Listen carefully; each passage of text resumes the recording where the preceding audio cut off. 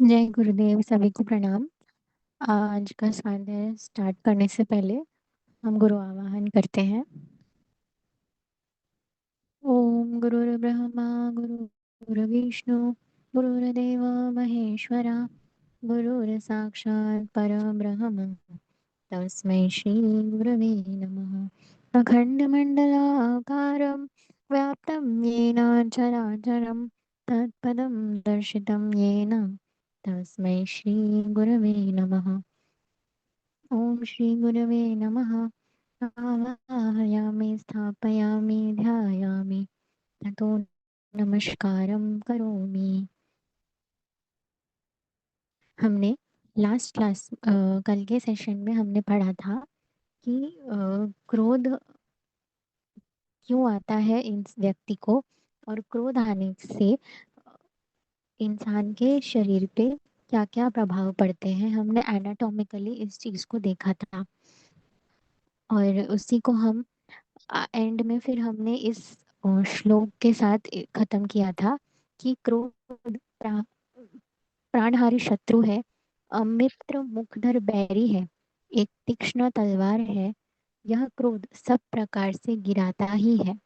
मनुष्य जो तप संयम दान आदि करता है उस सब का क्रोध हरण कर लेता है। इसलिए क्रोध का परित्याग कर देना चाहिए। यहाँ तक हमने कल पढ़ा था कि क्रोध करने से इंसान के क्या क्या क्या क्या इंसान अपना खोता है, क्या क्या उसे भुगतना पड़ता है खुद ही क्रोध करने से। ये हमने देखा था। सब आगे बढ़ते हैं। यह तो बाधक तत्व को हानि पहुंचाने की उत्तेजना उत्पन्न करने वाले क्रोध के दुष्परिणाम है। जब क्रुद्ध मनस्थिति के संपर्क में आए अन्य व्यक्तियों के प्रति रोषपूर्ण व्यवहार किया जाता है, तब वह तो सर्वथा अनुचित एवं अन्यायपूर्ण होता है। उसका परिणाम भी अधिक हानिकारक होता है। जिससे यूं अकारण अपमानित किया गया है, उसके मन में अपमान का यह शूल निरंतर चुभता रहता है, और उसका परिणाम हर प्रकार से अशुभ ही होता है। दफ्तर से बिगड़कर आया बाबू पत्नी को पीटकर दाम्पत्य सुख में आग लगाता है।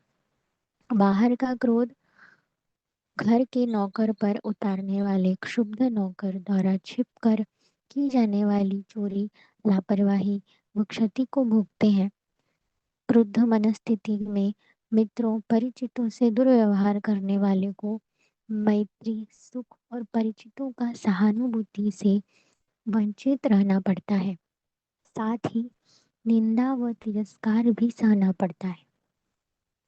यहाँ पे हम देख रहे हैं, बताने की कोशिश कर रहे हैं कि जो क्रुद्ध व्यक्ति है वो अब खुद ही तो क्रोध रहता ही है, उसका खुद का काफी कुछ बिगड़ता है, लेकिन उसके आसपास के व्यक्तियों पर भी उसका प्रभाव कितना बुरा पड़ता है कि वो अकारण ही जिसका कोई दोष नहीं है उसके ऊपर भी वो उस क्रोधित व्यक्ति का व्यवहार उसे सहना पड़ता है।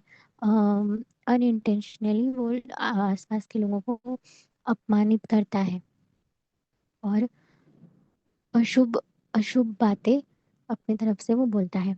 किसी के ऑफिस कोई अपने ऑफिस से आकर अपने ऑफिस का टेंशन घर के लोगों पे उतारते हैं, घर के लोगों पे चिड़चिड़ करते हैं, तो उसका भी फैमिली में भी उसका व्यवहार सही से नहीं रहता, और वो अपने फ्रेंड्स में भी काफ़ी चिड़चिड़ करते हैं, दुर्व्यवहार करते हैं। तो और वो एक टाइप का सिंपैथी भी गेन नहीं कर पाते। क्यों? क्योंकि वो व्यक्ति चिड़चिड़ व्यवहार करता है। तो मतलब ऑब्वियसली जो अच्छे से बात नहीं करेगा, चिड़चिड़ करेगा, तो उसके साथ बाकी लोग भी स- सही से बात नहीं करेंगे। ये हम आसपास अपने देखते ही हैं। और उसको इनफैक्ट और ज़्यादा निंदा और तिरस्कार सहना पड़ता है। ये एक अलग फैक्ट है जो क्रोधी व्यक्ति होता है। क्रोधी मनुष्य दूसरे के समर्थक शक्तिशाली होने पर जब अपने मंतव्य में सफल नहीं हो पाता, तो वह स्वयं अपने ऊपर वैसी ही क्रिया करने लगता है जो वह दूसरों को हानि पहुंचाने के लिए करने की सोच रहा था। अपना सिर फोड़ने लगना, बाल नोचने लगना, अंग भंग और आत्महत्या तक कर बैठना, ऐसी ही मनस्थिति के परिणाम होते हैं। इस प्रकार क्रोध सदैव हानिकारक ही सिद्ध होता है। यदि क्रोध आवेग के रूप में न हो, तब तो उससे कुछ प्रयोजन भी सिद्ध हो सकता है, किंतु प्रचंड भावावेग के रूप में वह सर्वनाशी ही सिद्ध होता है। यहाँ पर हम समझने की कोशिश कर रहे हैं कि जो क्रोधी व्यक्ति होता है, अगर वो जैसे हमने कल के क्लास में पढ़ा था कि क्रोधी व्यक्ति अपने से दुर्बल व्यक्ति के ऊपर अपना क्रोध उतारता है, उसके ऊपर गुस्सा करता है, उसे क्षति पहुंचाने की कोशिश करता है, लेकिन अगर उसको उसके बराबर का कोई व्यक्ति मिल जाए तो उसके ऊपर वो उस गुस्सा नहीं उतार पाता, तो वो गुस्सा वो अपने ऊपर ही उतारता है, खुद का ही खुद को ही हानि पहुंचाने की वो कोशिश करते हैं, यहाँ पे हमने पढ़ा। तो इस तरह से क्रोध जो है सबके लिए हार्मफुल ही हार्मफुल ही प्रूव हुआ है, ऐसा हम यहाँ देख रहे हैं। अनौचित्य को देखकर उत्पन्न होने वाले विवेक नियंत्रित क्रोध की बात भिन्न है। भारतीय मनीषियों ने उससे मन्यु की संज्ञा दी है तथा दिव्यता का अंश बताया है। अब यहाँ हम देख रहे हैं क्रोध जो है, किसी अगर गलत चीज के ऊपर हम क्रोध करते हैं तो उसे सही बताया गया है। जो कुछ अगर आसपास हमारे कुछ गलत सिचुएशन हो रही है, किसी के साथ कुछ गलत हो रहा है, उसके ऊपर अगर हम गुस्सा उतार रहे हैं तो वो सही माना गया है। उसको पुराने मनीषियों ने उसको मन्यु के नाम से कहा, संज्ञा दी है। संज्ञा दी है मीन्स उसको मन्यु एक नाम दिया है। सामाजिक जीवन में वैसे क्रोध की जरूरत बराबर पड़ती है। दुष्टता जिनमें गहराई कर बैठ गई है, उनमें दया विवेक आदि उत्पन्न करने में बहुत समय लगता है और तब तक वे अत्यधिक अनर्थ कर चुकते हैं। एक व्यक्ति के इस हृदय परिवर्तन की चिर प्रतीक्षा में अनेकों के हृदय को पीड़ा पहुंचाने का क्रम सही सहा नहीं जा सकता, अतः उस पर क्रोध आवश्यक हो जाता है। वैसे लोक कल्याणकारी क्रोध की मन्यु की बात भिन्न है। अब कोई एक पर्सन है जो हमेशा चिड़चिड़ करता है, हमेशा क्रोधित ही रहता है, किसी भी छोटी छोटी बात पे उसको चिड़चिड़ होता है। तो क्यों? क्योंकि उसका वो स्वभाव बन चुका है, उसको वैसे चिड़चिड़ करने की आदत हो चुकी है। और ऐसे में क्या होता है कि वो लॉन्ग टर्म वैसे ही व्यवहार रखने से उनके हृदय में भी उस तरह की भावना ग्रह घर कर जाती है। तो अगर वो व्यक्ति के अगर ऊपर हम गुस्सा उतारते हैं तो वो गलत नहीं है, ऐसा यहाँ बता रहे। गुस्सा उतारना मीन्स हम उसे अ, मतलब उसे अपने चीजों का एहसास दिलाने के लिए अगर हम उसे कुछ कह रहे हैं तो वो गलत नहीं है, ऐसा यहाँ पे बताया। उस क्रोध का जन्म उद्वेग उत्तेजना से नहीं, विवेक विचार से होता है। जन सामान्य के क्रोध में अपकार और उत्पीड़न की ही उग्रता होती है। यह क्रोध उत्तेजना और आवेश के रूप में ही उत्पन्न होता है। इससे सत्य सत्य की विवेक शक्ति दब जाती है और लड़ाई झगड़ा कटुता मारपीट के रूप में ही उनकी अभिव्यक्ति होती है। क्रोध का मन के दूसरे विकारों से घनिष्ठ संबंध है। अस्थिरता, क्षणिकता, कुंठा, उद्वेग, अहंकार, असहिष्णुता आदि उसके सहचर है। अब क्रोध जो है, क्रोध आता है तो मनुष्य का बिहेवियर कैसा बन जाता है, यहाँ पे हम समझ रहे हैं कि मनुष्य को वो जो है काफी ज्यादा अनस्टेबल हो जाता है। हमने कल फिजिकल चेंजेस तो पढ़े ही थे कि क्या क्या एनाटॉमिकल चेंजेस होते हैं बॉडी में जो क्रोधी व्यक्ति होता है, लेकिन उसके मा- उसके बिहेवियरल चेंजेस क्या क्या होते हैं यहाँ हम समझ रहे हैं कि अस्थिर मतलब काफी अनस्टेबल हो जाता है। कुंठा मतलब फ्रस्ट्रेटेड हो जाता है, उसको बहुत फ्रस्ट्रेशन होता है। उद्वेग मतलब एक्साइटमेंट, उसे किसी भी चीज को लेके काफी एक्साइटमेंट होती है, नॉट इन पॉजिटिव वे, पर उसे एक नेगेटिव वे के रूप में काफी एक्साइटेड रहता है। अहंकार मतलब उसे घमंड हो जाता है।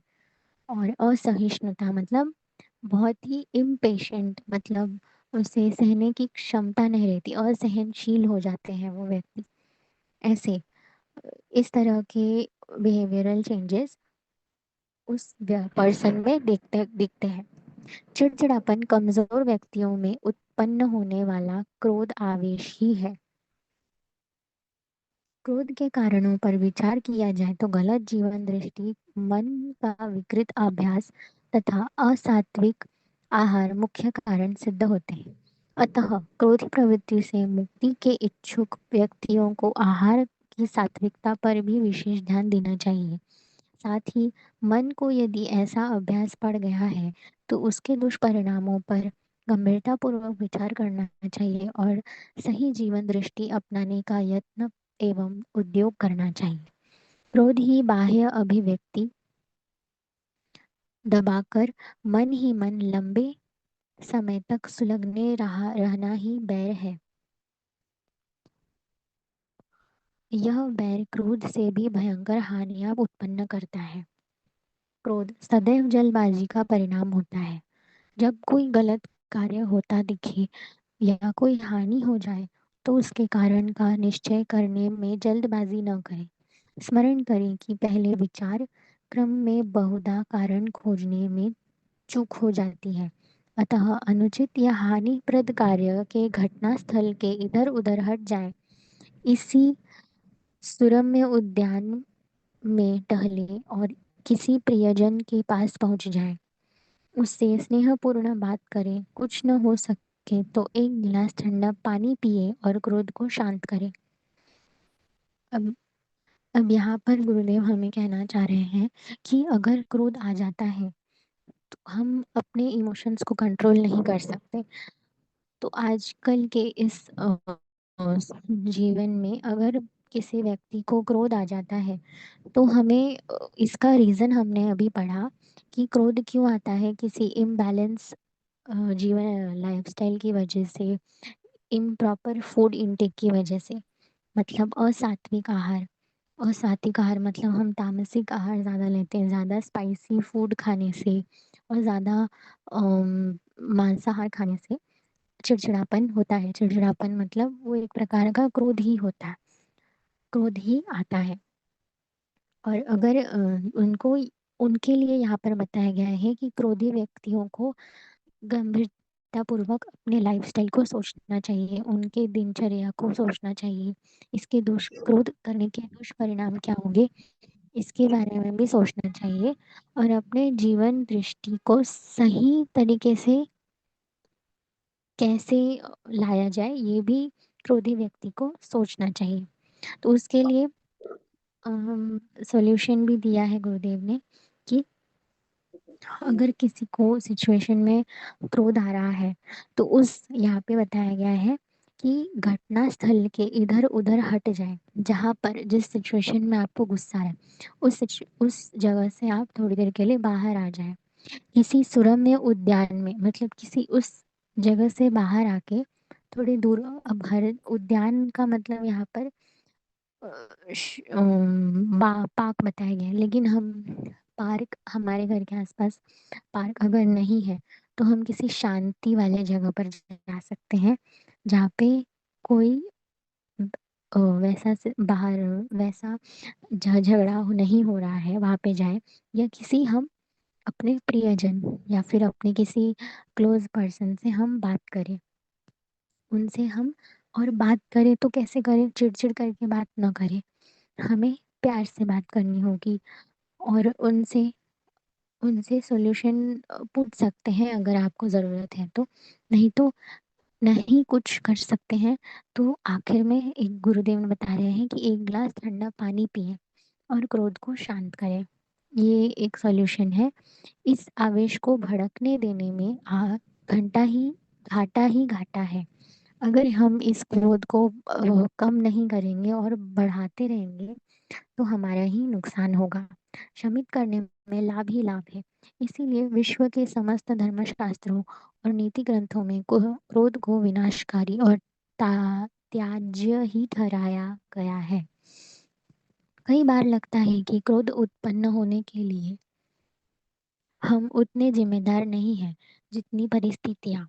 वैसी स्थिति में क्रोध पर नियंत्रण करने और उसके कारण उत्पन्न होने वाले तनाव से अपने आप को बचाए रखने के लिए क्या करना चाहिए? इस तरह की समस्याओं के को मनोवैज्ञानिक समाधान सुझाते हुए अमेरिका के प्रसिद्ध मनोरोग चिकित्सक डॉक्टर जॉर्ज स्टीवेंस और डॉक्टर विंसेंट पील ने स्नाविक तनाव दूर करने के उपायों पर एक पुस्तक लिखी है, लाइफ टेंशन एंड रिलैक्स। इस पुस्तक के प्रथम पृष्ठ पर सिद्धांत रूप में 3 वाक्य लिखे हैं। क्रोध आए तो किसी भी प्रकार के शारीरिक श्रम में लग जाओ।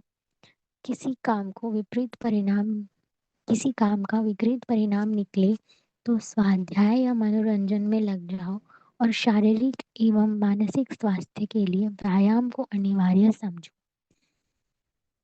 तो यहाँ पे एक सॉल्यूशन बताया गया है हमें अगर क्रोध आता है तो उसके लिए गुरुदेव हमें बताना चाह रहे हैं कि एक बहुत ही अच्छी प्रसिद्ध डॉक्टर थे अमेरिका में, doctor George Stevens and Vincent Peale. उन्होंने एक बुक लिखी है, लाइफ टेंशन एंड रिलैक्स। इसमें यहाँ 3 सॉल्यूशंस के बारे में बताया गया है।